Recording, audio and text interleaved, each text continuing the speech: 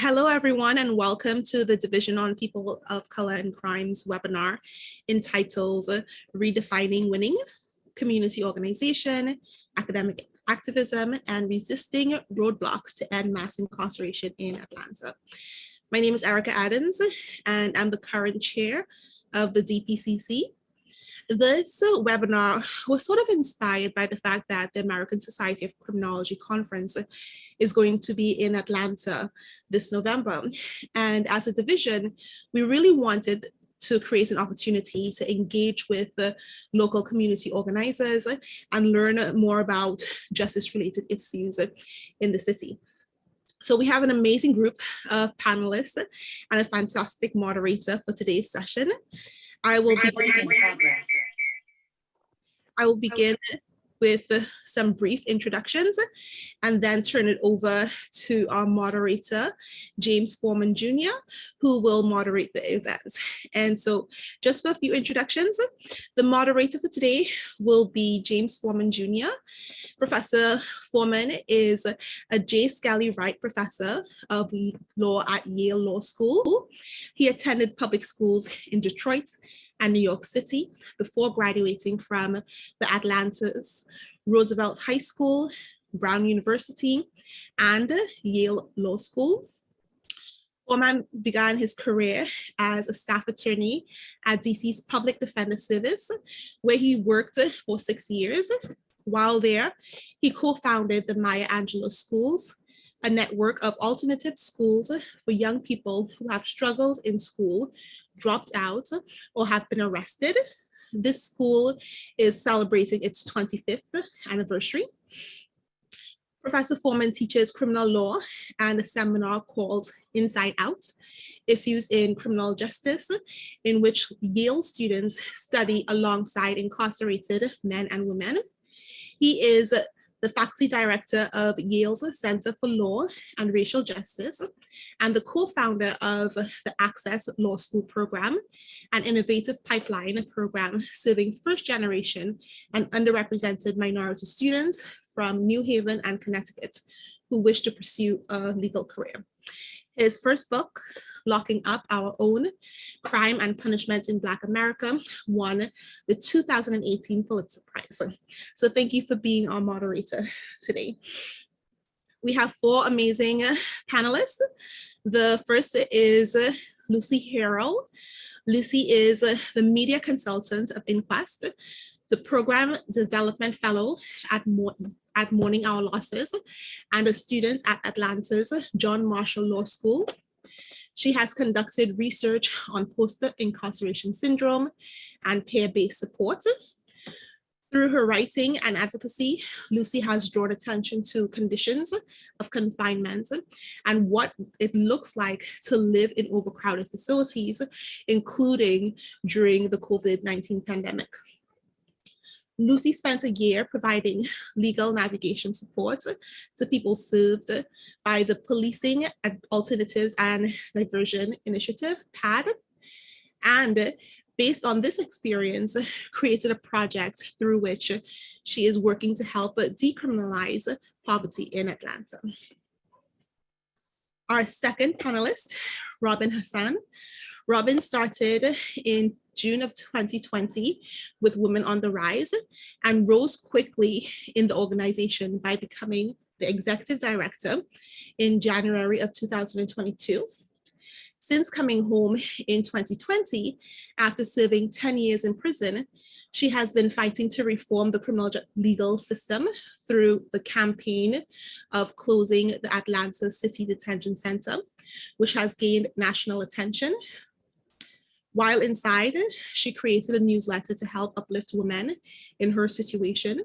Since coming home, she continued the newsletter through Women on the Rise and reverse the cycle of incarceration. With the help of women inside the Georgia prison, she started a Women on the Rise Inside group that helps women who are currently incarcerated learn about organizing and changing of the criminal justice system while they are experiencing it. She is a fellow with Just Leadership USA, Women Transcending Collective Leadership, and Women Organizing for Justice and Opportunity. She's also a member of the Biden-Sanders Criminal Justice Reform Committee, and she lives in Atlanta with her daughter, Nadia, and her four-legged friend, Nova. The third panelist that we have today is Moki Macías. Moki has served as the executive director of the Atlanta-based Policing Alternatives and Diversion Initiative, PAD, since its launch in 2017. PAD reduces arrest and incarceration for activities related to mental health, substance abuse, extreme poverty, and she does this through two ways. PAD works on immediate alternatives to arrest for people detained by the police and in-person responses to referrals through the City of Atlanta 311 line. Moki received her master's degree in city and regional planning from the Georgia Institute of Technology and has spent the last 20 years engaged in community organizing, program design, and advocacy related to criminal justice reform and community development. And our fourth and final panelist is Tiffany Williams-Roberts. Tiffany is the director of the Public Policy Unit at Southern Center for Human Rights. She joined the organization in April of 2018 as the Community Engagement and Movement Building Council. She has practiced criminal defense since 2008, first as a public defender who graduated from Gideon's Promise Trial Advocacy Program. She expanded her private practice to include civil rights litigation for victims of police abuse. A significant portion of Tiffany's private practice was dedicated to the pro bono representation of activists and organizers. She has been recognized by several organizations for movement, lawyering, and activism. A community organizer, she co-founded the Police Accountability Organization, Building Locally to Organize for Community Safety, or BLOCKS, in 2008 to promote a holistic approach to public safety. BLOCKS successfully advocated for legislative improvements in the Atlanta Citizen Review Board, along with other critical local policy changes. She's also a founding member of the Atlanta chapter of the Global Black Lives Matter Network. Tiffany has chaired and served on several committees, councils, and task forces focusing on criminal legal reform in Atlanta. Tiffany's recent awards include being named in Atlanta's magazine's 500 Most Powerful Leaders since it began. And in 2020, she received the Georgia Association of Black Women Attorneys Barbara C. Harris Award for Community Service. Tiffany is the former Deputy Director of the National Institute for Teaching, Ethics, and Professionalism at Georgia State University College of Law, where she now serves as a part-time instructor. She also serves as a chair of the Social Justice Ministry at Atlanta's Holistic Ebenezer Baptist Church. So welcome to all our panelists and the moderator, and thank you everyone for joining us. So the webinar is sort of broken up into two parts. During the first part, Professor Forman will have a moderated discussion with the panelists, and during the second part, we'll open it up for questions from the audience. But throughout the entire webinar, feel free to post your questions in the chat. So at this point, I'd like to turn it over to Professor Forman. Thank you. Thank you. Thank you very much, Erica, for those wonderful introductions. Just so that I know in terms of our own timing, when would you like me to open it up fully for broader questions? Typically, we have like about a 40-minute discussion, moderated discussion. So maybe we could go until like close to 4 o'clock my time, but it's like 7 o'clock your time. And then for the last 30 minutes, we could open it up for discussion. Great. Thank you very much. It's a real honor to be moderating this panel with such a phenomenal and powerful and impactful group of advocates and activists. In terms of our time together, we're going to really try to tackle two questions. So the first is to set the stage for y'all who, many of you won't be in Atlanta, but some of you will be coming to Atlanta, to know a little bit about what's happening right now in the city around this question of jail expansion and the movement to combat that. And then we want to spend some time talking about what lessons we can take from the Atlanta experience that might have national implications. And so I'm going to pose the first question. And Robyn, I think I'm posing this one to you, but of course, anybody for any of these can feel free to jump in. The first question is really to try to set the table for our audience, which is, what's happening in Atlanta right now around both, decarceration on the one hand, and then jail expansion on the other, with a kind of particular focus on what community organizations like yours are doing to try to combat jail expansion.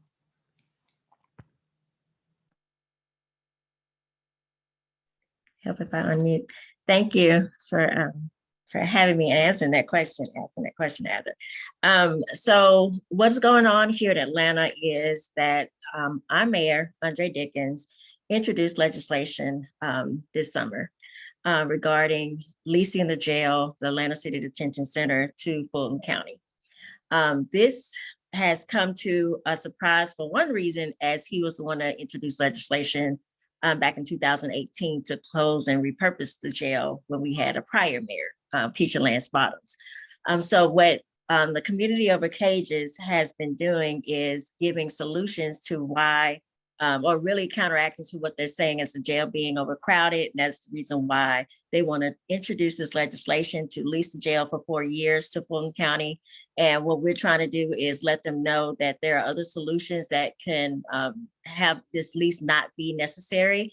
One being that the overcrowding issue is people that can have other services, or people that can actually be diverted to other services instead of being inside of the jail in the first place. Second is we're trying to address the issue that's going on within the courts of people not going to court. I was there in the jail about a couple of months ago for a different program, and people were telling me they've been sitting in the jail close to 6 months, 9 months, and haven't seen an attorney, haven't seen a judge, don't know anything about bail.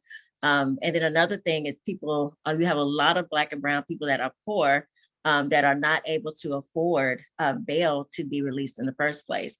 And just to give you an idea, we had a lot of people that we've bailed out that were on $1 bail that couldn't even afford to get out based off of that.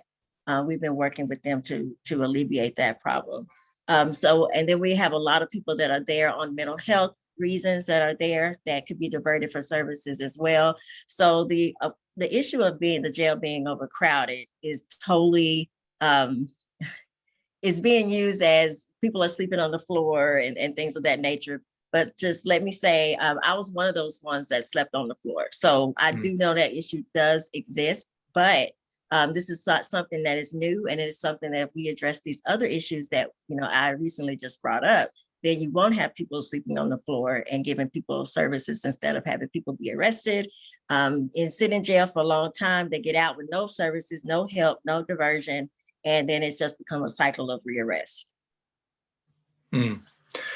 Thank you for setting the stage. So let me see if I have this correct, and then Robyn and anybody else can correct me or also just kind of add to it. So you did a lot of organizing to create a situation where the Atlanta City Jail or the Atlanta City Detention Center is almost empty. It has many, many available beds. Meanwhile, the Fulton County Jail and Fulton County and Atlanta, for people that don't know, are almost completely coextensive, or not 100%, but largely the same, very similar area. The Fulton County Jail is overcrowded. And so what Fulton County is doing is saying to the city of Atlanta, we want to lease your jail and we want to use some of the beds that you have available in your jail. And the argument that they're making is that we need to do it because it's a humanitarian crisis. As you said, we have people sleeping on the floor. And your position, as I understand it, is yes, the jail is overcrowded, but the first thing that we need to do is figure out how to get a lot of those people who are in that jail out of that jail, because there are a lot of people in the jail who don't need to be there. Sure. Maybe they could be diverted. Maybe they have money bonds that they can't afford to pay. Maybe they haven't been appointed a lawyer, all of the things that you were just saying. So the disagreement is really over what to do about the overcrowding problem. Should we figure out ways to get people out? Or should we, in essence, build new jail cells? Although I know it's technically not building new jail cells because they already exist, but it's leasing new jail cells. Is that the basic terms of the fight, or did I leave something important out? That is the basic terms of the fight. We're actually letting them know that, yes, we know that the jail is overcrowded, but there's other solutions besides just continuing to incarcerate people and having more jail space and continuing with mass incarceration. There's other solutions that can be done to help people that are in those situations, opposed to locking them up. And then also letting them know that incarceration, being in jails doesn't work. Those are not the solutions to help people become rehabilitated in, with what they're going through or what they're experiencing. I've been to jail, and I can tell you there's nothing rehabilitative about jail. Even when Patrick Labat, the sheriff of Fulton County, was speaking about, he has these programs that are within the jail, but you're not in a healing community to be able to have your mind in the right mindset, to be able to learn any kind of program, to be able to go through any kind of learning experience. The thing that you need is to be out in the community and helping yourself to progress and live life, opposed to being locked up. And when you get out, you're in a worse situation than you are when you first went in. So to answer your question, yes, that's it in a nutshell. I'm sure Tiffany, Moki, and Luci have way more perspective, but me being a formerly incarcerated woman, that is the perspective that I go by, is that jails and prisons do not work, and mass incarceration is not the answer to help solve the solution. Does anybody else want to jump in on that before I ask another question? Okay, let me turn then and ask another question. But just jump in, and I'm a little bit of a disadvantage because I'm on my phone because I'm having internet problems at the home, so I can't see everybody's face in the way that I normally would. So if you want to jump in, please just start talking or put in the chat. I'm up next. Just let me know, and I'll get everyone's voice in there. But just to ask a follow-up then, Robyn, to your point, as I think about this, and I've been following some of these debates about, changing the criminal system for 20 or 30 years now. And one of the things that I think is so striking about the conversation that's happening in Atlanta right now, especially compared to the conversation that was happening 20 or 30 years ago, is, just as you said, the people that are arguing for more jail beds are doing so using a humanitarian argument, right? They are saying, I don't want to be in the jailing business, right? I oppose mass incarceration, but we have a crisis. We have people sleeping on the floor. And I think as we think about like our advocacy efforts that you all have led, in a way, that's an incredible victory, right? Like 30 years ago, everyone was for mass incarceration. They're like, yeah, I want to build more jails because we have a lot of thugs and we need to lock them up. And that's what they were saying in that same city council room, where people now are saying, I don't want to be in the jailing business. So in a sense, it's a credit to your work that the conversation has shifted. And yet, you still have people asking for jail and jail beds as a solution.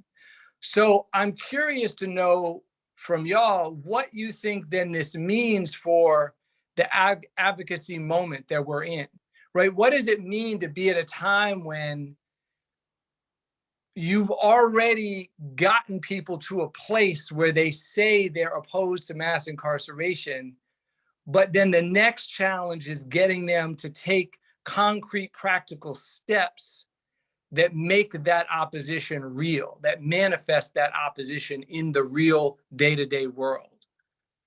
How do y'all think about that challenge?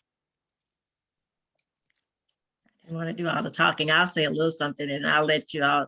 The only thing that I feel is that people say that they're against mass incarceration, but then they do the opposite. People say all the time that they don't want to do this or they don't want to lock people up, but they're not offering or they're not open to other solutions that are actually, you know, for example, like I say, people like me to tell them this is the solution. I've experienced it, I've gone through it, and I can let you know that this is the reason why recidivism rates are high. This is the reason why when people go in with a substance abuse problem, they come out because they're not being treated while they're inside. That is the reason why things aren't changing. Sometimes it's not known as a popular choice to make. But I don't think people are really looking at the humanitarian side of it. I think people are looking more so of, it's popular to say that I'm ending mass incarceration, but they don't want to put any action behind what they're saying. Mm. And I Great. can chime in and Tiffany, yes, please. Okay, I was going to say the other issue that we have in Atlanta is when we hear our leaders say that they're opposed to mass incarceration, part of that is because they believe that mass incarceration happens everywhere but here. So they don't have a problem talking about what might be happening in South Georgia or Louisiana, even California. But they don't, there's this dissonance because they actually don't believe that they can actively participate in mass incarceration. They've created this bubble around Atlanta that because of our purported legacy of civil rights, then everything that they are doing as Black leadership is on the level, and that they're not like the former leaders, like they are not like the former mayor of Jackson with the battering ram, that somehow it's different because they're doing it. I know at one of the last city council meetings, Julian Bond's son, Michael Julian Bond, said, this isn't about mass incarceration, right? But then every talking point that was raised to him related to all of the different valves that bring people into the criminal legal system, he just, he dismissed. Similarly, Patrick Labatt, who is the sheriff, when asked on a panel that took place September the 27th, when asked how to get the jail population down, he had this moment where I think he believed there was a gotcha, and he goes, well, if we want to keep the jail population down, people need to commit less crime, that's it. So that says that he believes that Atlanta is this anomaly where systemic oppression, systemic racism, racist systems, that is a place where the jail population has nothing to do. Atlanta is a place where the jail population has nothing to do with all of these other failures or successes, depending on how you look at it. And I think that is one thing that keeps them, because the wins that we've had as organizers, almost always one of the opposition was people like Michael Julian Bond. He opposed the jail repurposing legislation. He opposed bail reform, and even on Monday, or maybe 2 Mondays ago, said bail reform is a broken law. It's a busted law, which sounds just like the rhetoric we hear in other places like Philly and New York around bail reform. So I think that there's like the veil, or they hide behind being Black leadership to do many of the same things, but also don't cognitively believe that mass incarceration is an issue here in Atlanta. Thank you. Moki, did you want to jump in on this? Sure, yeah, I can add.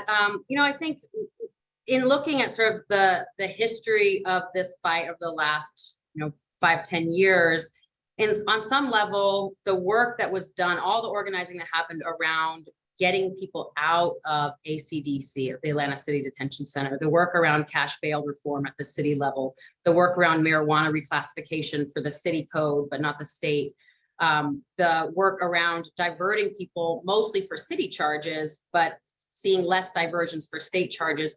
I think we can see that the progress we've made at ACDC we just haven't had the time, right, and we just haven't won those fights yet to continue that progress into the state system, right? We haven't been able to get the cash bail reform at the state level, to be able to keep people out at the county jail for that.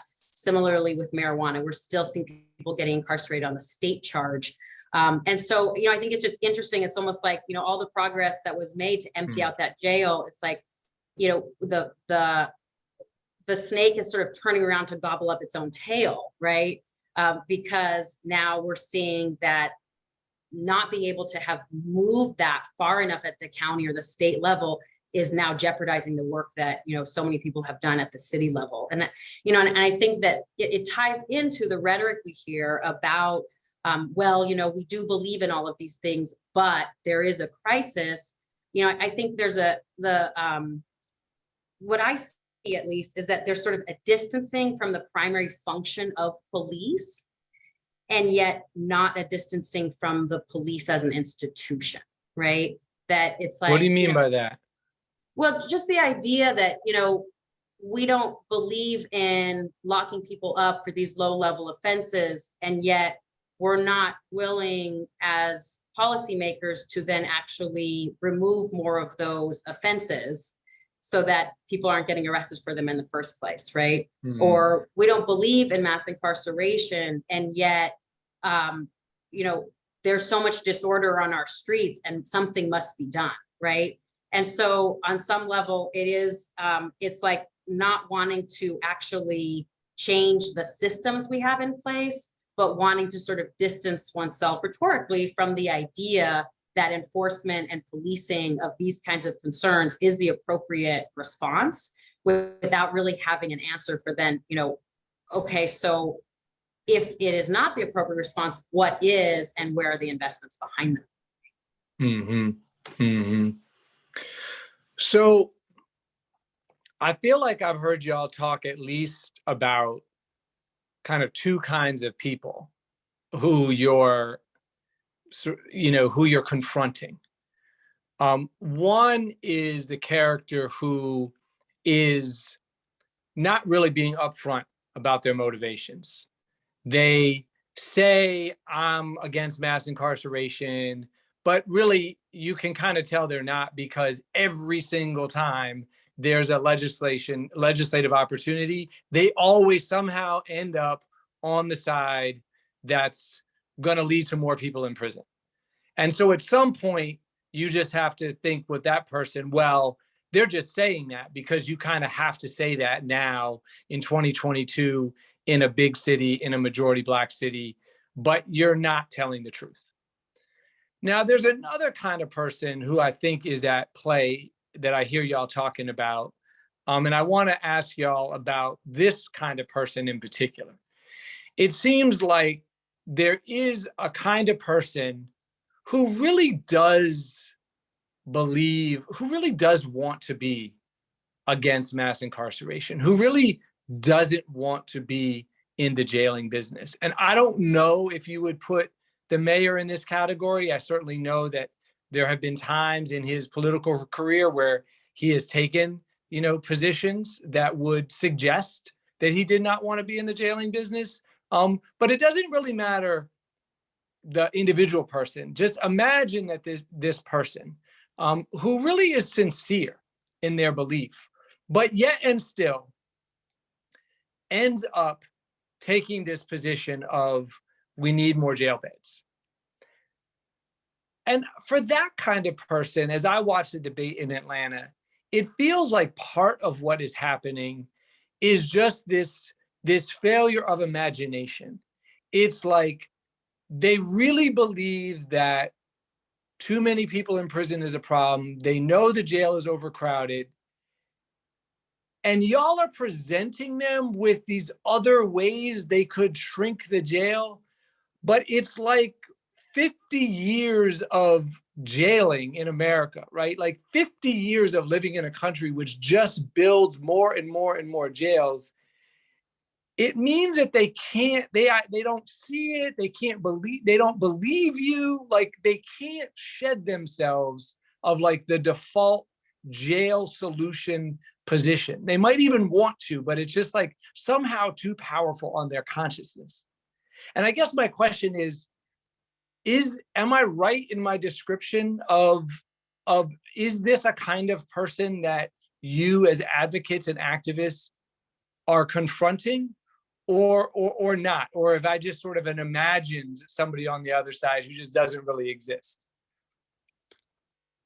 I want to step in here. I think that I think a lot of times people can't see the details, you know. They can see how the bigger picture would look, but not how we get there in baby steps.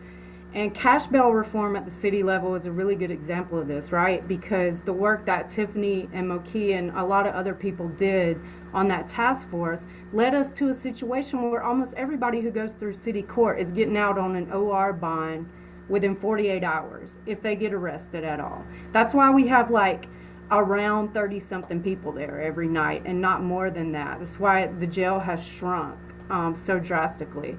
So why isn't that happening in Fulton County? There's a lot of answers to that question. I personally think that Fulton has a prison profit model, and that's just what they've been following for decades. But I also think that people are unwilling to look at those sorts of solutions because that's just the way it's done in other state and superior courts. If a judge can give somebody a bond, if, like Tiffany has said this so many times in press conferences, if a judge can deem somebody safe to go out into society, why is it that they have to pay money to be released? Those are very easy ways. I mean, other ways are, if people are just going to get OR bonds, why aren't we arresting them anyway? That just seems like not a public safety issue.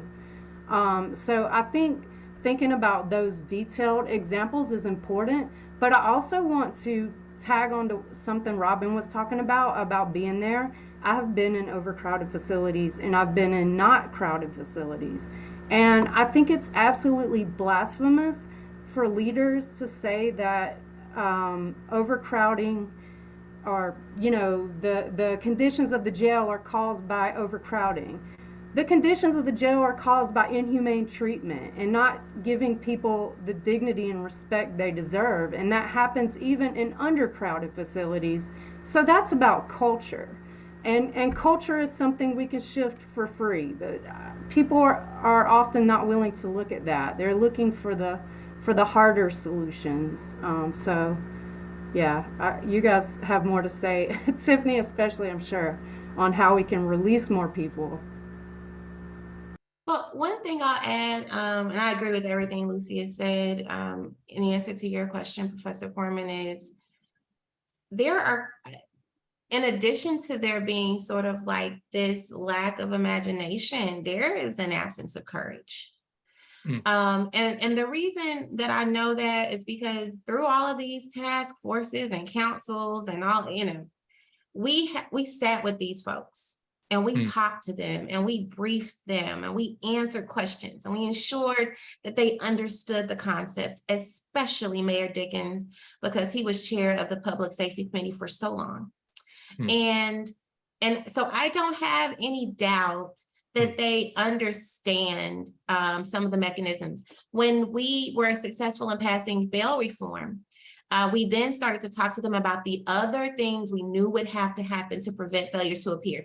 Easy things like text message notifications. We even presented them with funding opportunities so that they wouldn't believe that they had to pay for the software, the systems.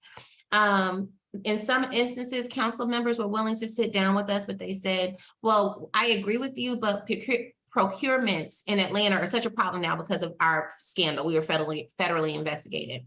Others wouldn't meet with us at all so that they could show up at council meetings and try to repeal bail reform by saying it was a failure because failure to appears were up. But literally every suggestion that we made for them to improve systems, they either they rejected loudly or they ignored us. And so there, in my experience, so much of this is the fear of what happens when the wealthiest constituents and business owners believe that they're making it harder for Atlanta to do things like get the World Cup. Because there was a period of time when everyone was on board. Even this new class of city council members, the Communities Over Cages Alliance, volunteered to brief them all on the jail closure issue and did so for all of them who were interested. But then some of them have done the right thing, you know, while being in council, but others, and I say it again, including Mayor Dickens, have pretended that they don't understand what the way forward is. And it's really frightening because the reluctance to talk about information, even like talking about data, is going to cause more people to be harmed. And we keep ringing that alarm, and we just keep being met with this one talking point, which is, what about the people on the floor? The sheriff showing up with wheelbarrows full of contraband and talking about how dangerous incarcerated people are. Yesterday, he said, well, at least if they had doors, the only people they could stab would be their cellmates. And I don't know what kind of callousness that is. How could you say that you're a humanitarian and then say, well, as long as people are only stabbed by their cellmates, then it's not on me, you know? No, I don't know. So I think it's sort of a mixed bag. There maybe are some who can say that they still don't understand the issues, but I believe that they're avoiding the acknowledgement of the gravity of these issues and solutions. But so let me ask you, Tiffany, and anyone else can jump in on this.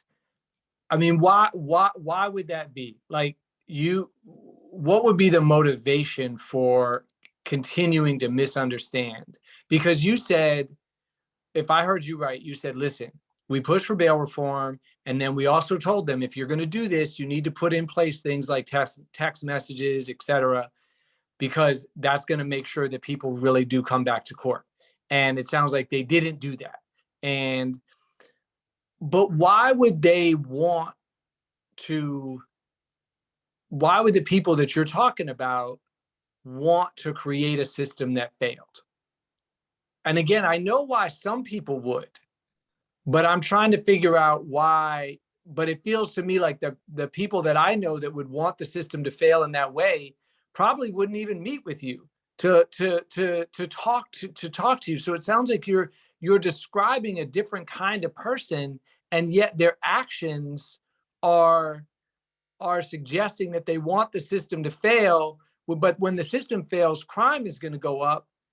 And if crime goes up, they're going to have more of a problem with those wealthy constituents who are then going to be putting pressure on them. So like, how's it in their interest to not do the things that you're teaching and telling them to do? I think the one reality that they don't believe us about is that jailing and incarceration doesn't address public safety. I believe that they actually do believe the more people they can jail, the safer we will be. Because in 2019, as soon as the Task Force to Reimagine was erected, Councilmember Mary Norwood and others began to lobby for instead of repurposing, for that jail to go to Fulton County. And then we did an open records request. There are other conversations in 2017 about the same thing.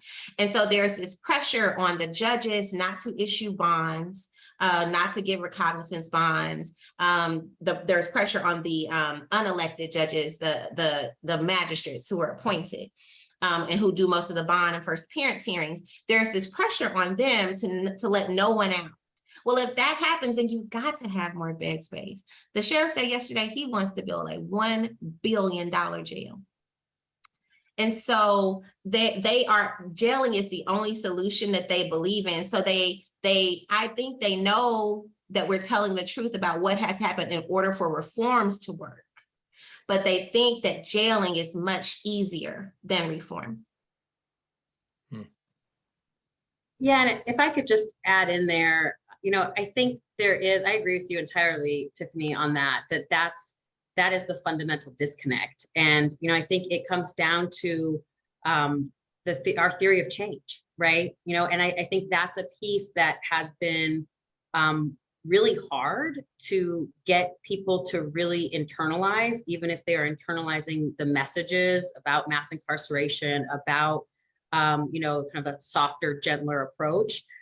But to truly believe that, you know, the theory of change that we are proposing, right, that if people have what they need, if we are investing in the systems of supports, in the basic resources, right, but basic public resources that every one of us needs, then we will see all of the consequences of people not having what they need start to go away, right? And that is so much of what drives the public safety conversation. You know, there will be, you know, a really unfortunate publicized incident of violence or harm that can, you know, run a news cycle for a few weeks. But really what people are responding to more than anything is the signs of public suffering, right? Of people experiencing extreme poverty on the street, of people, you know, making shelters where they can, of public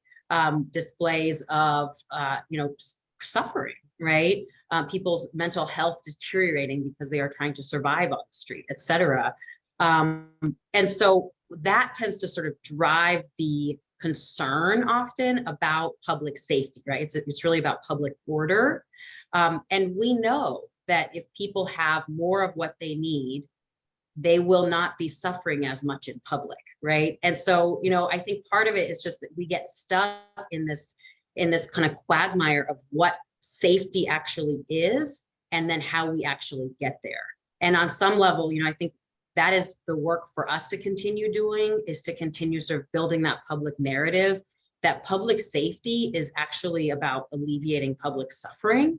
And we will see in so many ways our communities become more well and more calm and more safe as a result of it. But I don't think that theory of change has connected to the criminal legal reforms that we're also working for.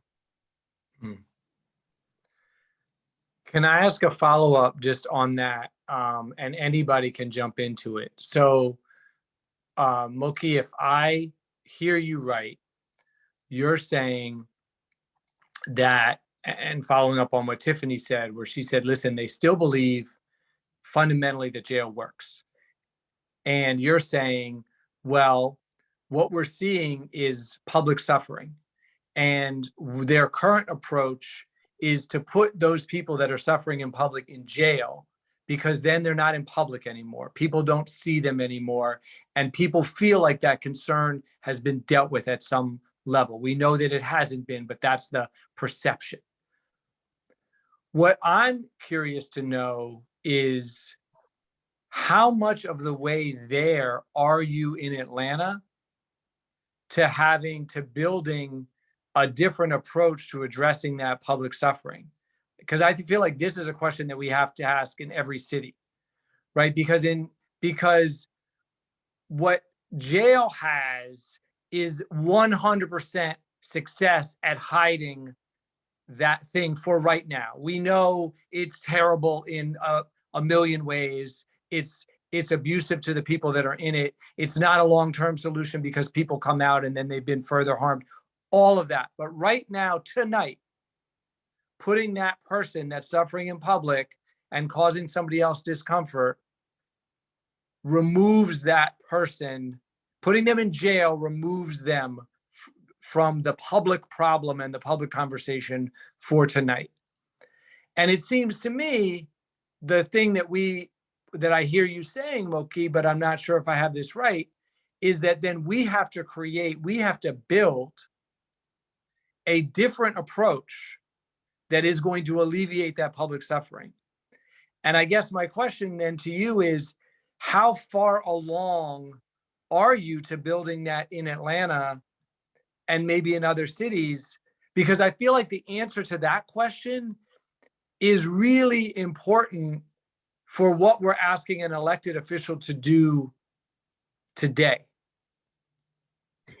Yeah, you know, I think in Atlanta, what we've been able to do with the sort of ecosystem of organizations all kind of playing their role, has been to really push forward another immediate response, right? And the ability for people then to also spend less time in cages otherwise, right? Including cash bail reform. I think the challenge there is that we still need the resources that people should be connected to, right? You can show up differently, right? So PAD shows up differently. We are starting to be able to build a system that can respond in real time, right? And we're doing that without police involvement altogether through our city's 311 line. I think that is, it's something that we see people really responding to. People have been asking for this. I think people all over the country, have made clear that they want a resource like that.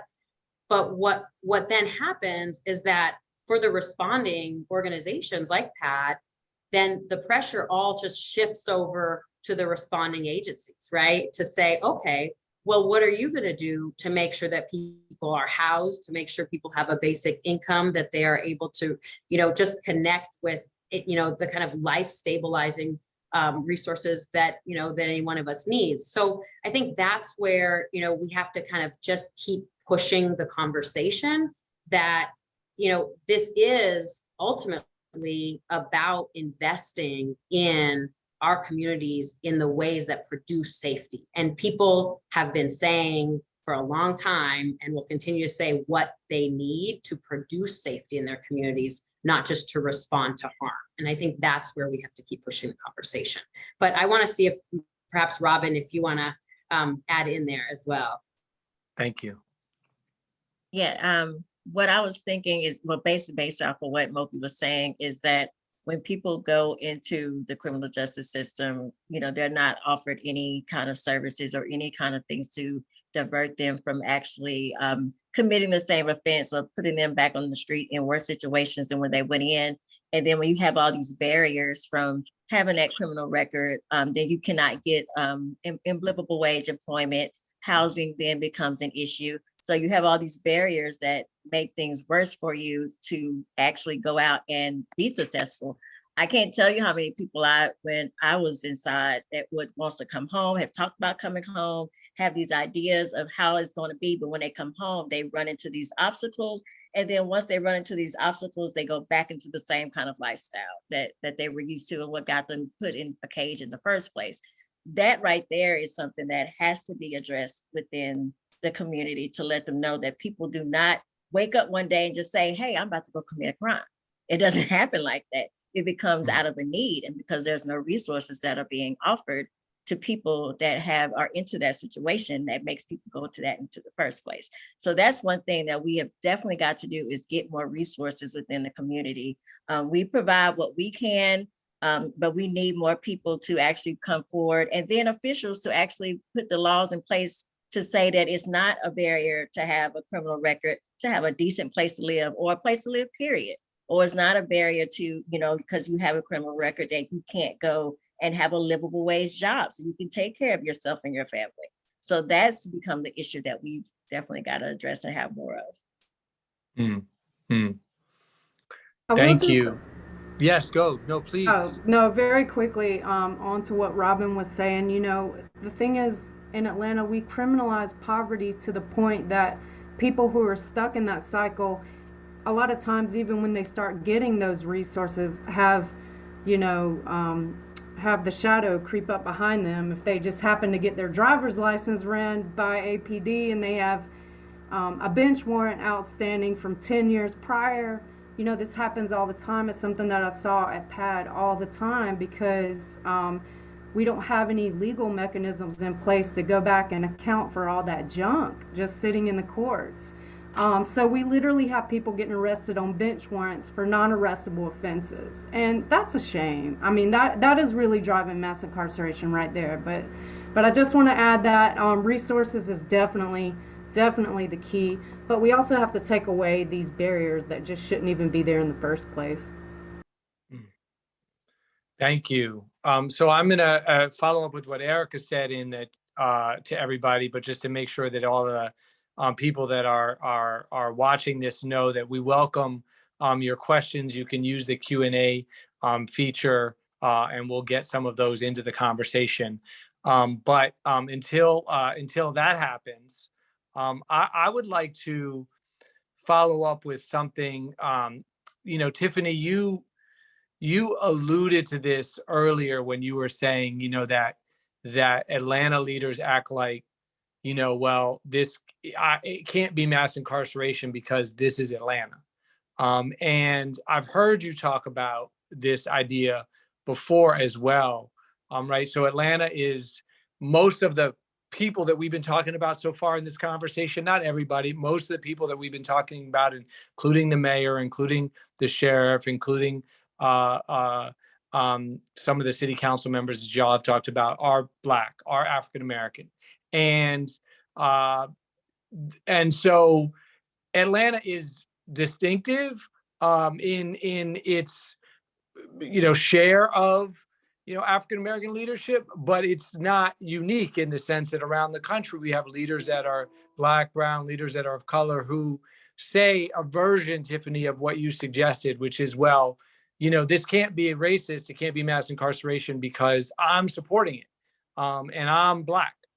And you also, although you don't hear this as often said explicitly, you also do hear people say a version of, listen, this can't be anti-poor because, I grew up poor, right? You hear that from elected officials. And I'm wondering how you all think as advocates, how do you respond to that?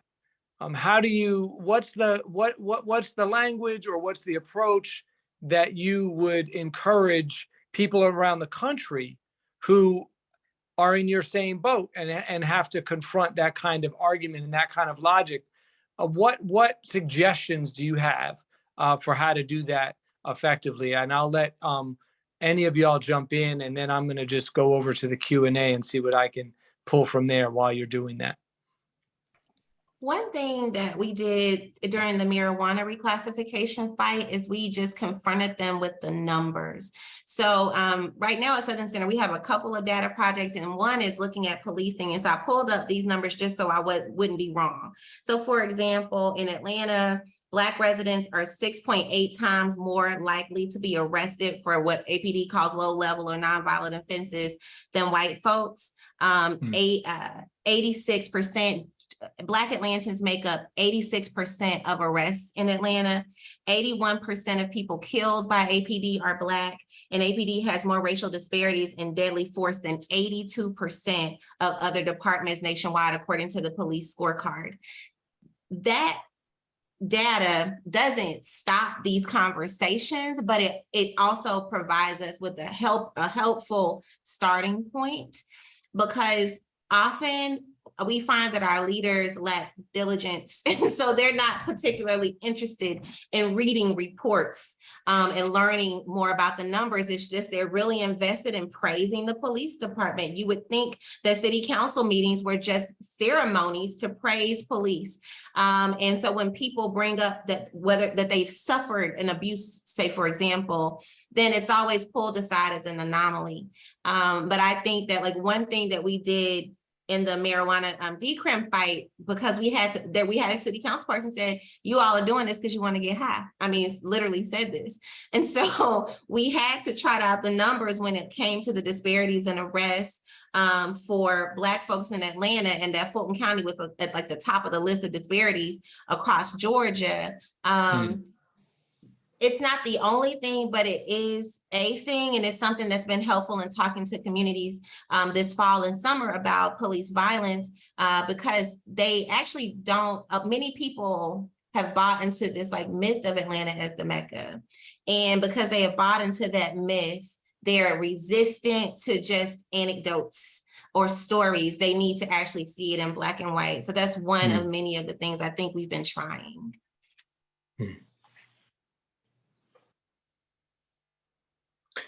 Okay, I'm going to ask one of the questions that I saw from the Q&A, which is, are there places that are further along that you all look to for inspiration? Are there cities or counties that have gone in some way further in their change process that you all see as models that you try to draw inspiration from?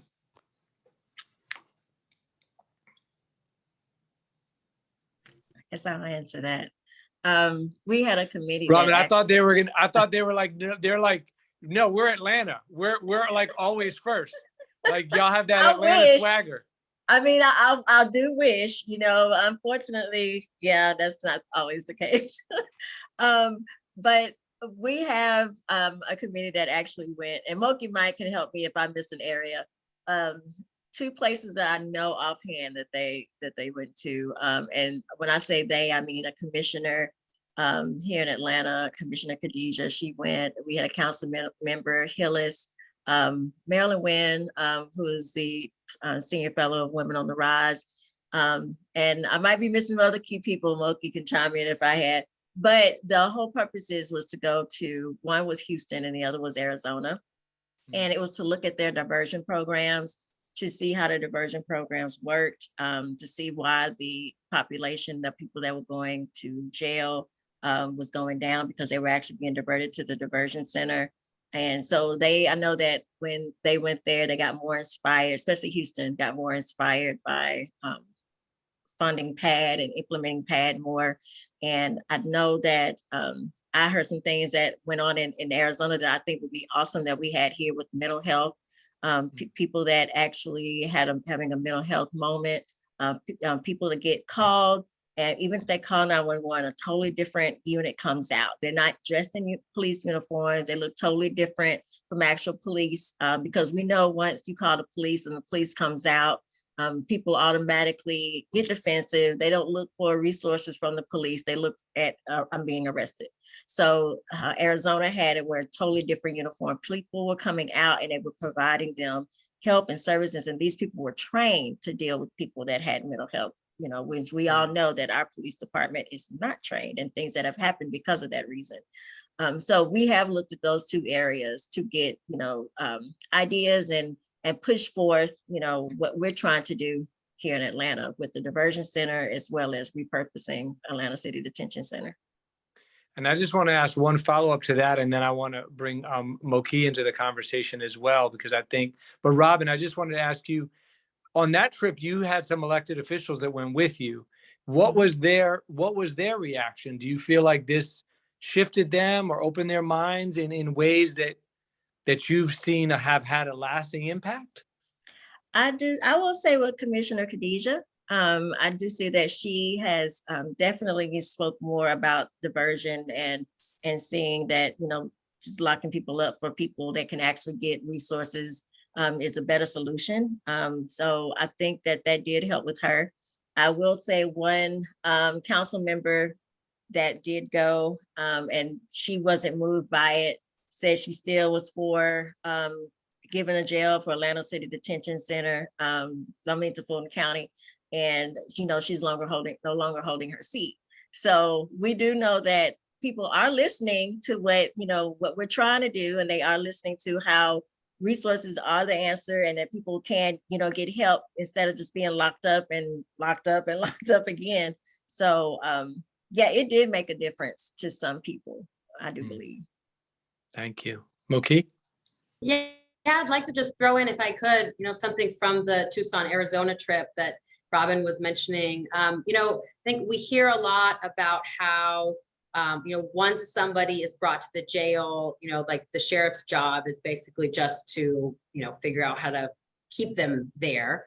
But what we saw in Tucson, another piece of the puzzle, I should say, that we saw in Tucson was they actually set up a booking, basically like a modular pre-booking space in front of the jail, and every person who was arrested on a misdemeanor charge was first sent through this pre-booking space, and most people were not actually booked in at all. They were given a court date.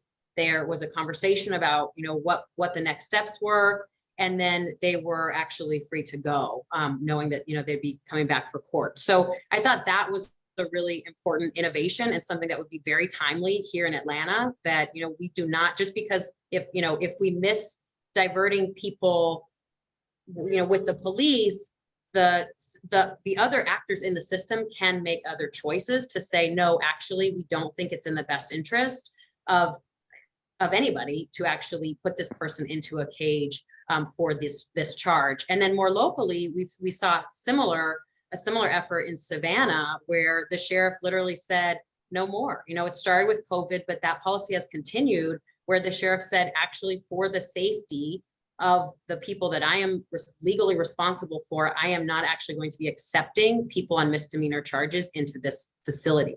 And so, I think that's an important, for me, that's an important thing to lift up, to say that every actor in this system can actually make some different choices and do something different.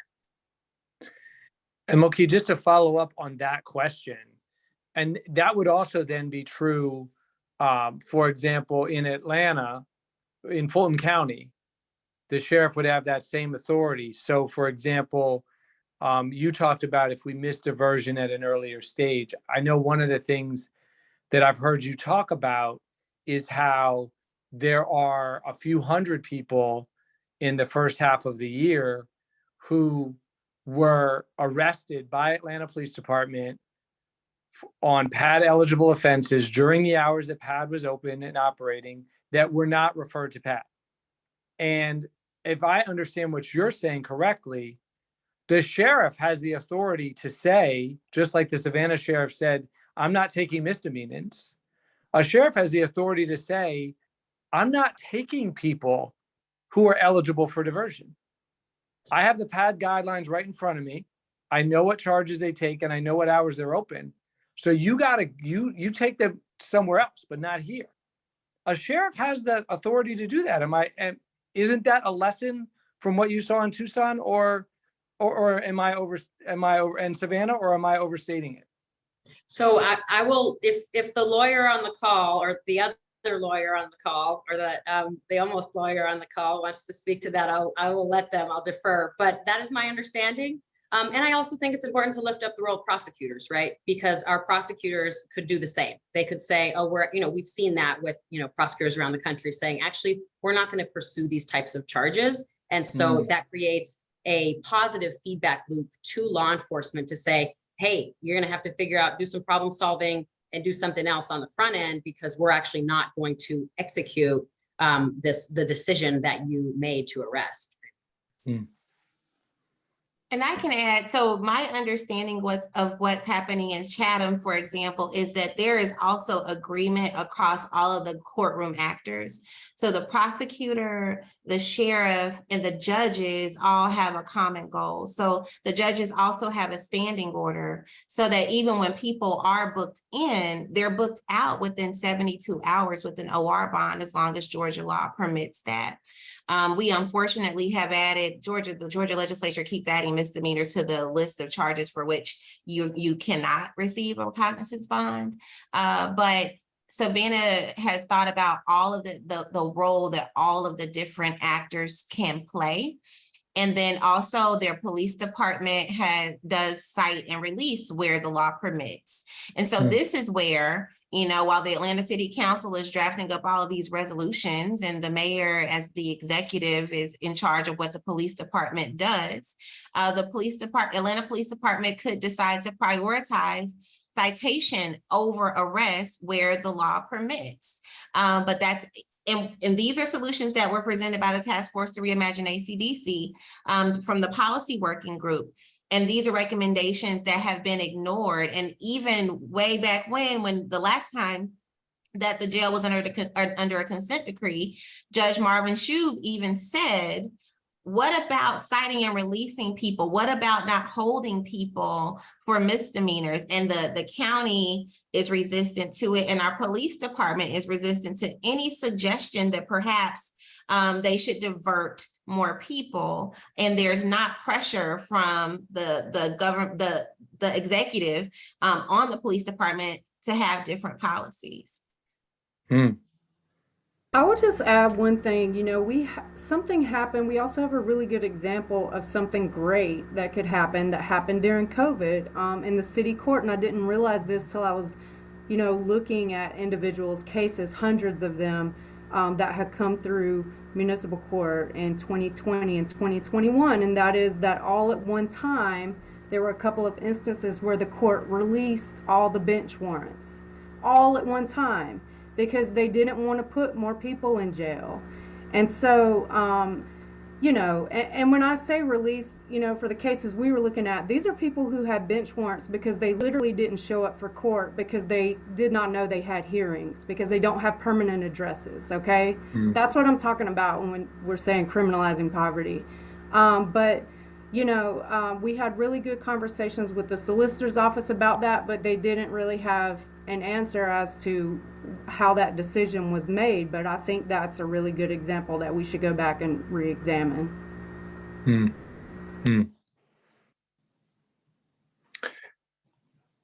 I want to, one of the questions that came in on the Q&A, and we just have a few minutes left, but somebody asked a question about the Buckhead city movement and trying to understand how much of this effort to do this lease and create more jail beds is a response to that. So I was wondering if any of y'all could speak to that and maybe explain what role that might have played or might not have played in it as you understand it. That, as I understand it, that the sort of impetus behind that question is, well, if part of Atlanta that is, you know, has some of the most wealth from the purposes of taxes, and is also one of the whitest parts of the city, is trying to leave, and people there are citing crime. And I think you all already referenced Council Member Mary Norwood, who represents that part of the city.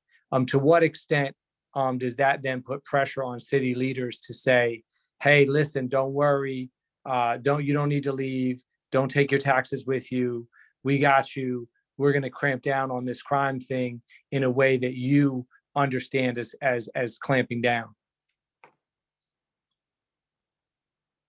I could just say we've seen the emails going out to the Buckhead groups, and in the same way that we rally people to come before city council to oppose these things, they send talking points, especially when we were in the Zoom era. We've seen the emails of them pushing for rolling back bail reform, for pushing for the lease and pushing on judges in the emails that go out. And so Buckhead is 10% of the city of Atlanta, 40% of the wealth, and is believed to be a long-standing political controller of the city of Atlanta while Black politicians legislate. And so recently they threatened to form their own city. We at Southern Center had a city council person tell us that he was concerned that Atlanta was becoming the Detroit to the south of Buckhead. And so there's this, you know, as is across the country, this sense that these Black cities are so dangerous and that white wealth must flee. And so even in public comment, we would hear things like, we are your tax base, you need to listen to us. And so we know that the Buckhead city movement might be a newer player contextually, but the sentiment is a long-standing sentiment of people like Mary Norwood, who even as a public defender, I have seen her get people together to go and sit in courtrooms and pressure judges to treat people more harshly. And I think people are now hiding behind, politicians are now hiding behind it. And it ramps up every time the legislature is set to commence they're conducting their business. So we're seeing them use it more and more as an excuse, but there are all these questions about whether it's really going to happen, but it's certainly been a crutch for many of our elected officials of late. Moki, are you going to jump in? Yeah, if I could. And, you know, I feel like I'm trying to take over your job now, Professor Forman, but I was wondering, Tiffany, if First of all, please call me James. I feel like I have to, in this very formal setting, use the formal title. So, but I was wondering, Tiffany, if you might be willing to speak a little bit more to the court watch question, because, and if I could, just to throw something in there, you know, I think you know, this kind of brings us full circle to the beginning of this conversation about the ways in which the rhetoric is there, and then we get these sort of knee-jerk responses back to the, you know, the tried and true tough on crime, you know, kind of tired old response. And, you know, I think such a good example of that is we've done some work with the city and the county. The police department's been involved. The local safety net hospital's been involved. But to really look at the folks that we've been calling familiar faces, right? People who have gotten either arrested many, many times and are sort of cycling through the system, or have used the emergency hospital resources many, many times, right? So, and we've gotten a lot of support for this idea of, you know, let's come together and really try and see how we can do something different for these folks that are familiar faces to many of these systems. At the literal same time, we are having some of the same individuals even, but certainly the same agencies, then also engaging in these public conversations about quote unquote repeat offenders, right? And so you have these two tracks. We're literally talking about the same human beings. And yet on Monday, we can talk about familiar faces, and on Tuesday, we can talk about repeat offenders, you know, and I think that that is in part has been a product of this, resident organizing around Court Watch, which I just, you know, I know we just have a few minutes, but I was wondering, Tiffany, if you might speak a little bit more to the Court Watch work, because that has been a site of sort of counter organizing to our reforms that I think sometimes, you know, we miss out on. And then we get so a lot of people are familiar with our district attorney, Fani Willis, because she is investigating Trump or wants to prosecute Trump.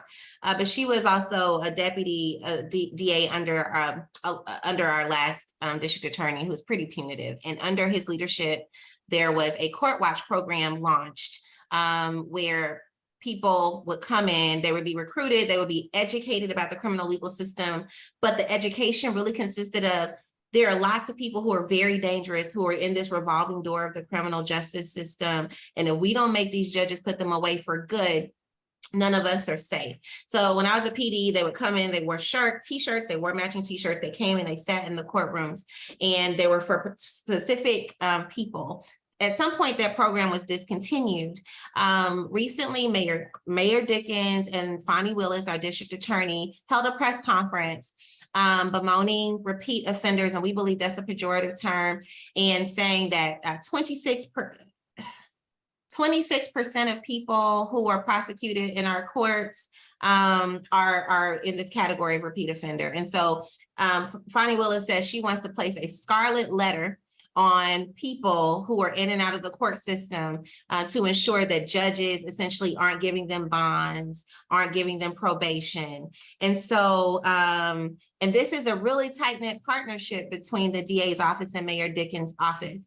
And so what community organizations have done recently is we have launched a program called Justice Watch, where we want to provide more holistic and humanistic training for people to understand not only what happens in the criminal legal system in the context of procedure, but what failures are causing people to suffer, as Moki said, in the way that they are suffering, and how we are attempting to exacerbate the suffering by just putting them in cages. And I am concerned that during a period of time when we have such backlog, we have two overcrowded jails apparently now, according to the most recent numbers, that we also are looking to tighten the valve even further to prevent even more people from having access to bail or to release, essentially. And so it's interesting to see this program come back up, but I think it's a testament to Atlanta's organizing infrastructure is so interdisciplinary. So we've got electoral organizations, legal organizations, grassroots organizations, all coming together to say, we believe that there's another lens that we need to offer to our community members. And we're hopeful that that can become a basis for broader advocacy around this this push from, again, Buckhead and others to criminalize even more of our folks, especially as we focus on gun violence, when we know that the majority of gun violence that we're seeing in Atlanta is young people. So that's kind of where we are on the Court Watch versus Justice Watching stuff. Thank you for that. And that's a perfect introduction to my last question, which I'm going to ask each of y'all to to speak to, because Tiffany, you were just talking about something, new that you're, launching. And so the last question that I really want to put to each of you on the panel is, again, I know that it feels like right now you're, you're facing like a counterattack, right? Like you're in terms of this jail lease. But if you step back and you look at from the big picture, you all have had a tremendous set of successes. There are so many things that people around the country, I think, could look to Atlanta and say how unprecedented it is that you reduce the number of people in your city jail in the way that you did, that you launched a diversion program that's embedded within the city's 311 program. You could go down the list of things that you all have done that is extraordinarily impressive. And so I want to just ask you all, as you look forward to the next 2 or 3 years, thinking kind of big picture, what's next for you? What's something that you're excited about? What's an approach that you're thinking about? What's something that you want people who are on this call from around the country to know, to look out for, that's coming out of Atlanta?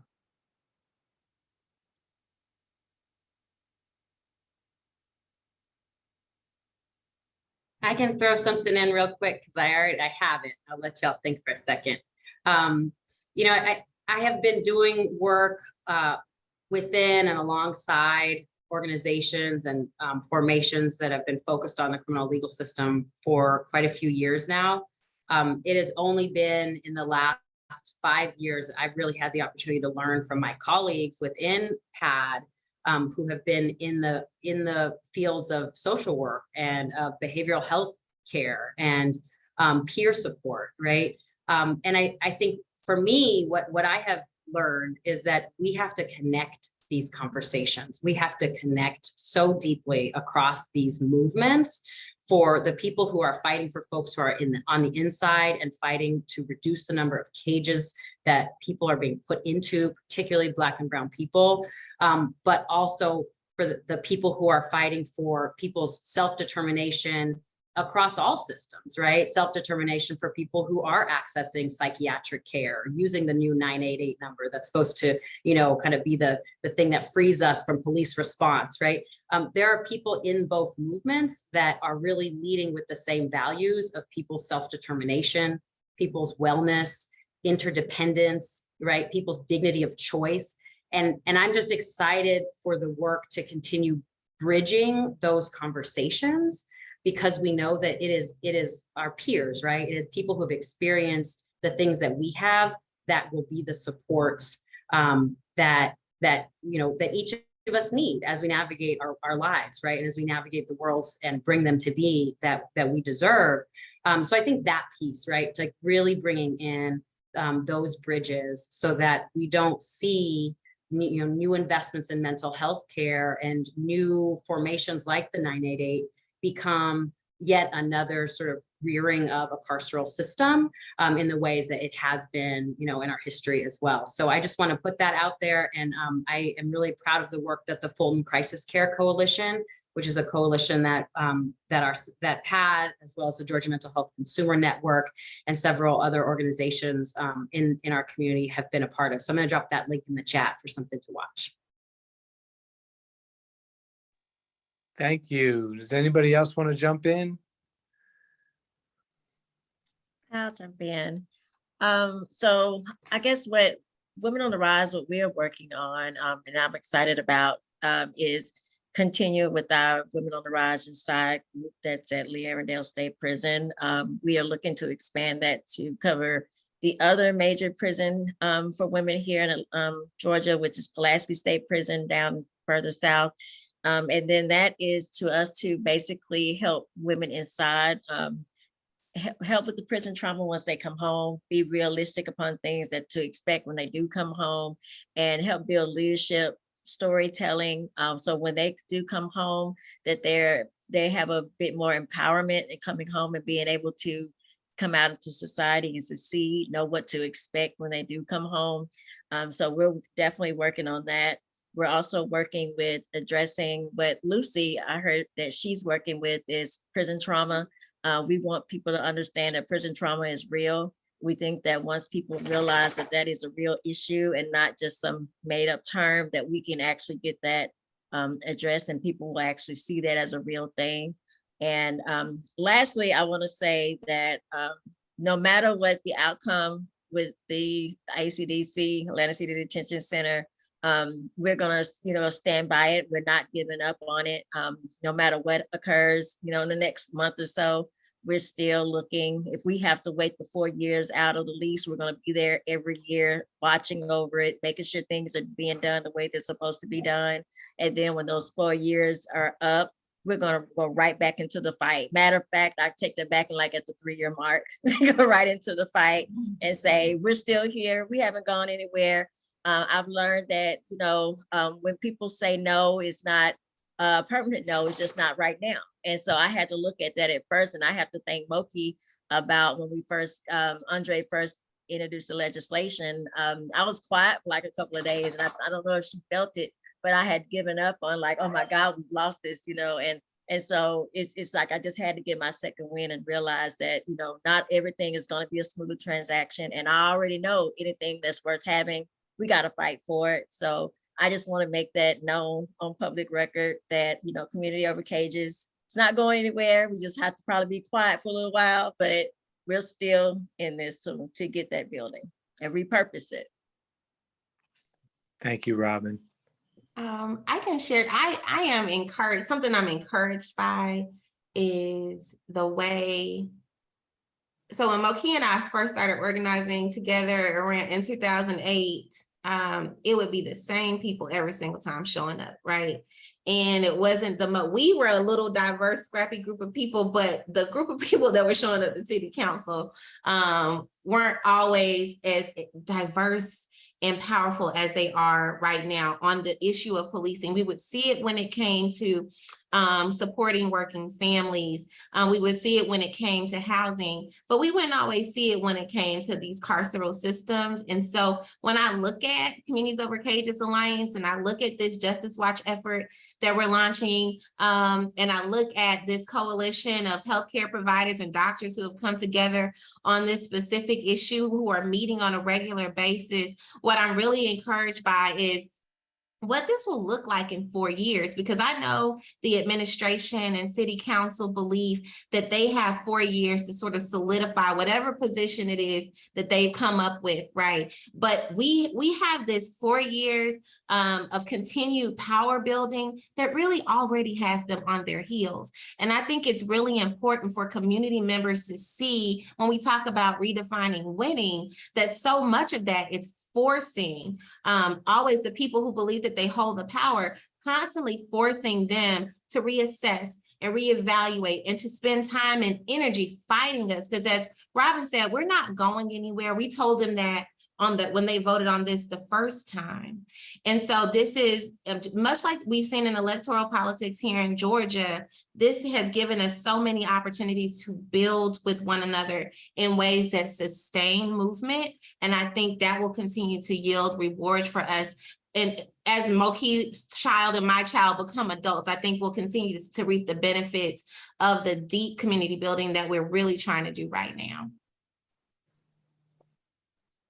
Thank you. Luci, you want to close us out? Yeah, sure.